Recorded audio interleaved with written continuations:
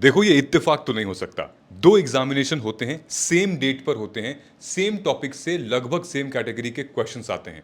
ऐसे कैसे हो सकता है? क्या ये इत्तेफाक है या एक सिस्टम है? हरियाणा पीसीएस इस बार जो हुआ उसमें पॉलिटी से रिलेटेड ये सवाल आया था। ठीक है, consider the following pair, tribal advisory council, autonomous district, regional council. अब बताइए कौन से शेड्यूल में ये आते हैं? एमपी पीसीएस का पेपर हुआ अभी 2026 वाला, सेम डे को था, संडे को था। इन्होंने क्या बोला? According to which of the provision of the constitution, schedule of the constitution, tribal advisory committee was constituted in the state. अब बताइए कौन से शेड्यूल पे किस में है?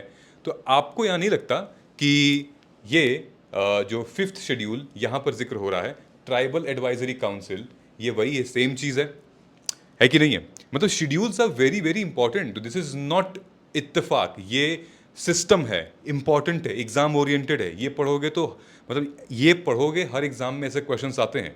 यूपीएससी में आते हैं कि नहीं आते हैं? देखो ध्यान से देखो, यहाँ पे 2025 में ही यूपीएससी ने रिसेंटली पूछा है with reference to the constitution of India, scheduled area के अंदर, फिफ्थ शेड्यूल एरिया के अंदर स्टेट गवर्नमेंट की पावर से रिलेटेड क्वेश्चन पूछा है यहाँ पे, और आपको बोलना है कि कौन सा स्टेटमेंट इसमें से सही है। डिटेल में पढ़ना, समझ में आ जाएगा इसको। 2015 में ऑलरेडी पूछा हुआ है फिफ्थ शेड्यूल और सिक्स शेड्यूल के बारे में, ये क्या काम करते हैं, रोल क्या है फिफ्थ और सिक्स शेड्यूल का।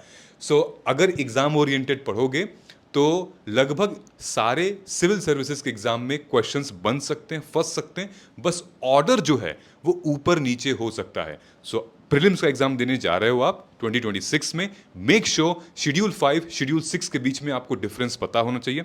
शेड्यूल 7 क्या बात करता है, शेड्यूल 8 तो चलो मान लें आपको पता है, शेड्यूल 9 और शेड्यूल 10 से बड़े क्वेश्चंस आते हैं। अभी शेड्यूल 10 भी बहुत चर्चा में है। और इस तरीके के एनालिसिस को, ट्रिक्स को समझने के लिए आप फॉलो कर सकते हैं मार्गदर्शन आईएएस। हम एग्जाम ओरिएंटेड और एविडेंस बेस्ड स्ट्रैटेजी के बेस पर ही आपको पढ़ाते हैं, समझाते हैं, गाइड करते हैं, मेंटोर करते हैं। Thank you so much.